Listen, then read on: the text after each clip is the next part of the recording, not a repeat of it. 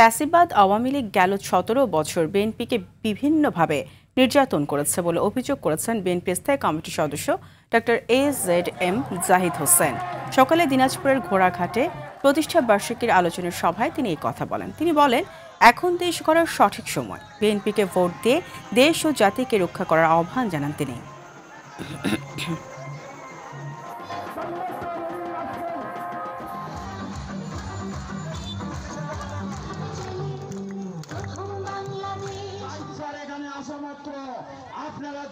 জাতীয় ঐক্য বিনষ্ট করা যাবে না।